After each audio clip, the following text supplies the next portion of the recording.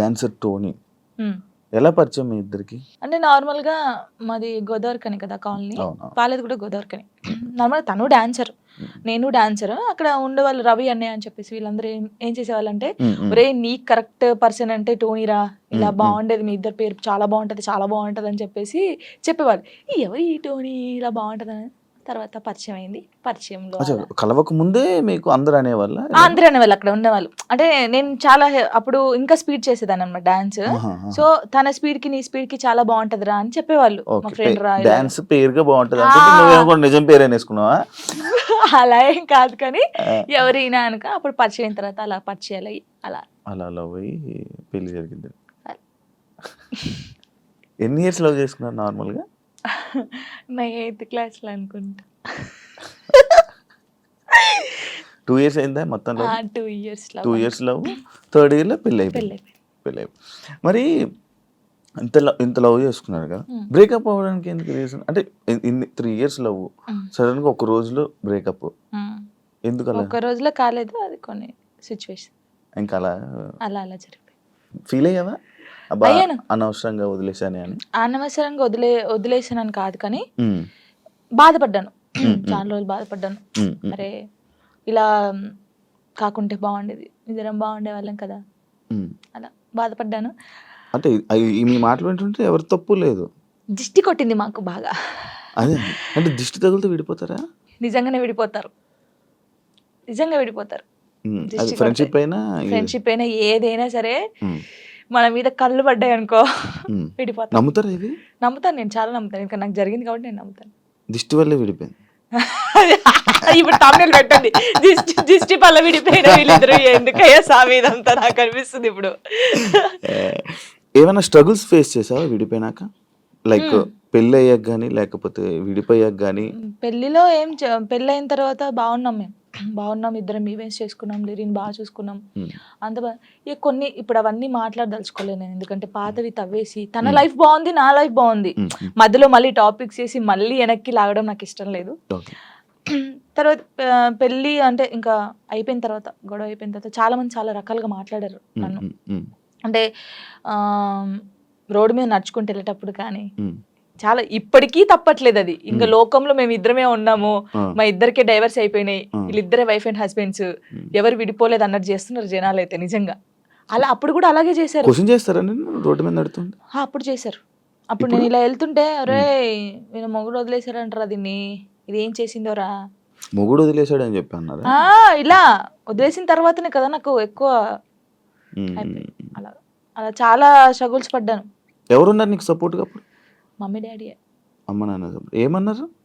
మా mummy daddy అసలు, మా డాడీ గురించి చెప్తేనే ఏడిపోతుంది నాకు. అంటే మా డాడీ ఎలా అంటే, వీళ్ళకి ఎలా ప్రేమ చూసుకోవాలో తెలియదు మా మమ్మీ డాడీకి. ఫస్ట్ ఆఫ్ ఆల్ మా డాడీ గురించి నేను ఎప్పుడు ఎక్కడ మాట్లాడలేదు.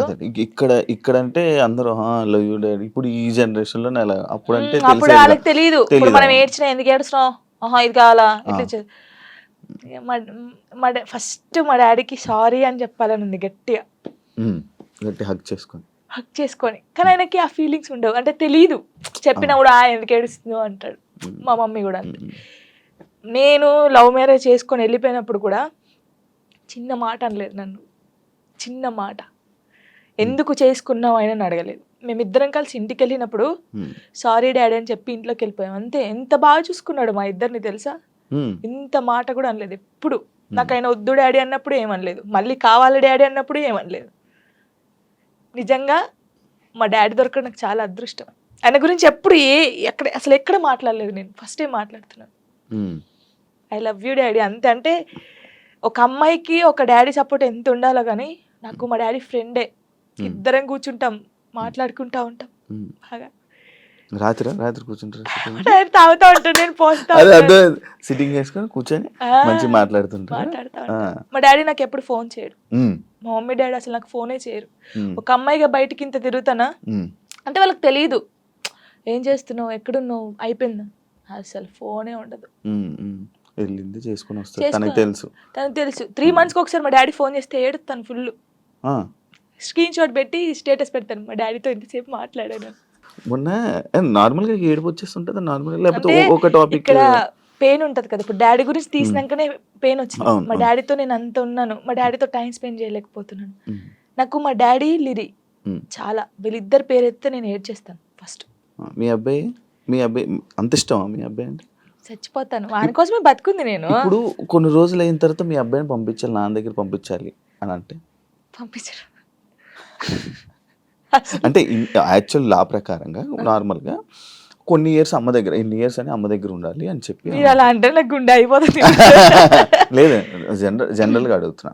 లిరి వెళ్ళడు, అమ్మ కాడే ఉంటా అని చెప్తాడు. షోరా? షూర్.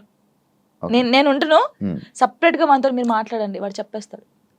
వెళ్ళడాడు. అంటే అబ్బాయి ఇష్టం, అబ్బాయి ఇప్పుడు నా ఇష్టం లేదు, తన ఇష్టం లేదు, వాళ్ళు ఇరిగాని అడుగుతారు కదా, మా మమ్మీని వదిలిపెట్టి రానని చెప్తాడు. ఇప్పుడు హ్యాపీయా మొత్తం అంతా, మీ అబ్బాయి మీరు అంతా హ్యాపీ? మేమిద్దరం చాలా హ్యాపీగా ఉన్నాం. అవును, యాక్చువల్లీ పేరెంట్స్ మధ్య జరిగినవి పిల్లలకి చెప్పకూడదు, ఎందుకు వాళ్ళని ఇబ్బంది పెట్టడం అనేసి నార్మల్గా అనుకుంటుంటారు బయట, నార్మల్గా జనరల్గా. నేను ఒక దాంట్లో నేను చూసిన దాంట్లో మీరు చెప్పారు, నాకు జరిగిన లైఫ్లో ప్రతి ఒక్కటి నేను మా అబ్బాయితో షేర్ చేసుకుంటానని చెప్పడం జరిగింది. కరెక్ట్ అనుకుంటున్నారా? కరెక్టే.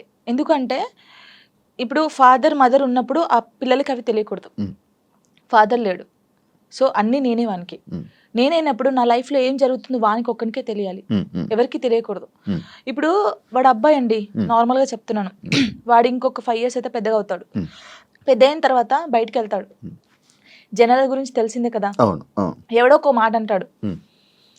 అప్పుడు వీనికి ఏం తెలియదు అనుకో, వాడు వచ్చి నన్ను క్వశ్చన్ వేస్తాడు, అమ్మ వాళ్ళు ఇలా అంటున్నారు ఏంటమ్మా అని. వీనికి అన్నీ తెలిసాయి అనుకో, మా మమ్మీ గురించి నాకు తెలుసురా, మీరేంట్రా అనేది, వెళ్ళండి రా అంటాడు. దానికి దీనికి ఎంత ఉంది? సో నా కొడుక్కి నా లైఫ్లో ఏం జరిగింది, ఏం జరగబోతుంది అన్నీ తెలియాలి. నేను వానికి అన్ని షేర్ చేసుకో, నాకెవరున్నారు ఇంకా షేర్ చేసుకోవడానికి, వాడు ఒక్కడే ఉన్నాడు. సఫర్ అవ్వడా అసలు వాడు నాకు ధైర్యం చెప్తారు తెలుసా. అవునా? చాలా లిరిని చూస్తే మీరు అలా ఉన్నారు కానీ చాలా మెచ్యూరాడు, చాలా. మీ తెలివితేటలు ఎక్కువ వచ్చినట్టు బాగా. అసలు వాడు వానితో మాట్లాడితే మీకు అర్థమవుతుంది, అంత బాగా మాట్లాడతాడా? అంత బాగా మాట్లాడతాడు. నాకు ధైర్యం చెప్తాడు నేను ఏడుస్తే. ఎందుకు ఏడుస్తారా అలా? ఇంకా మరి బాధ వచ్చినప్పుడు ఎవరికి షేర్ చేసుకోవాలి? ఇప్పుడు బయటికి వెళ్తాం, షూట్స్ చేస్తాం, కొందరు మంచిగా మాట్లాడతారు, కొందరు చెడుగా మాట్లాడతారు. అట్లా మాట్లాడినప్పుడు ఇంటికి వెళ్తాను, వాడిని చూడగానే ఏడుపు వస్తుంది, గట్టిగా పట్టేసుకొని డాడీ ఇలా అన్నారా ఈ రోజు నన్ను, అన్నీ చెప్తాను శివ గారు తెలుసా. నేను ప్రతి పిన్ టు పిన్ చెప్తాను వానికి. నేను నాకు ఎవరైనా ప్రపోజ్ చేసినా, ప్రపోజ్ చేశారు రలీరి నాకు అని చెప్తాను నేను, సీరియస్ గా. ఎవడాడు అంటాడు, ఎవడాడు అంటాడు, నాకు నచ్చలేదు రలీరి అని చెప్తాను నేను. ఉండేలే అప్పుడు, చెప్పకూడదు పేరు, నార్మల్ గా అంటే ఎవరికైనా ఉంటారు, నేను కూడా మనిషినే కదా, నాకు కూడా క్రష్ ఉంటారు. నాకు అనుష్క అంటే క్రష్, హీరోయిన్ మీరు హీరోయిన్ క్రష్ నార్మల్ గా ఒకరంటే ఇష్టం ఉండే.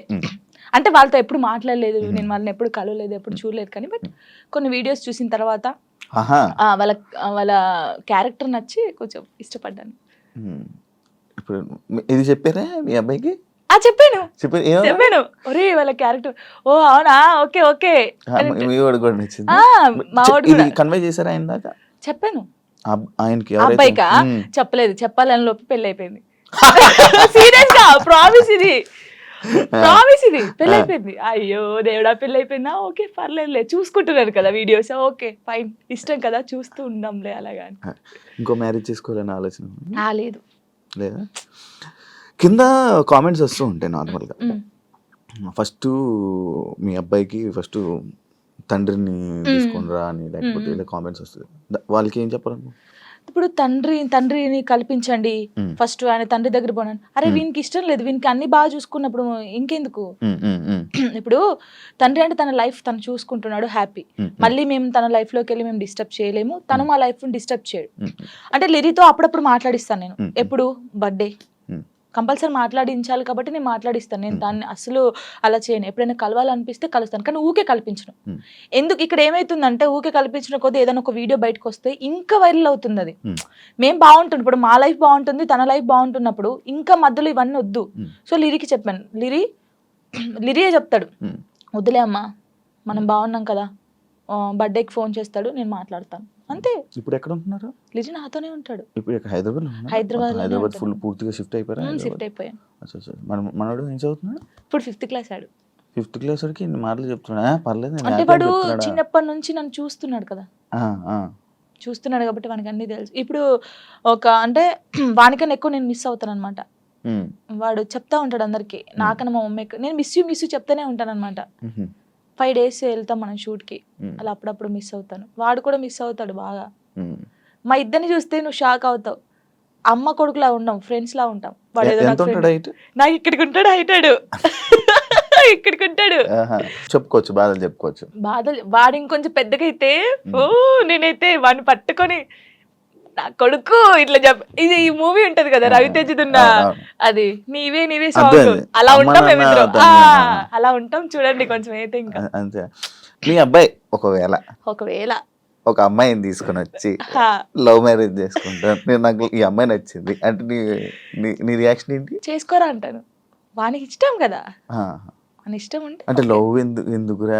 అలా అన్నాను. ఇప్పుడు మాది అలా అయిందని అందరిది అలా అవుతుందని అనుకోలేం కదా, కొందరు మంచోళ్ళు ఉంటారు. యాక్చువల్లీ మ్యారేజ్ మాది ఇలా రాసి పెట్టుంది. యాక్చువల్లీ మ్యారేజ్ పైన పెళ్లి పైన నీ ఒపీనియన్ ఏంటి? చేసుకోవచ్చు మనం, ఇప్పుడు పెళ్లి చేసుకోవచ్చు, కానీ అండర్స్టాండింగ్ ఉండాలి. ఉమ్, ఒకటి, చిన్నప్పుడైతే చేసుకోవద్దు.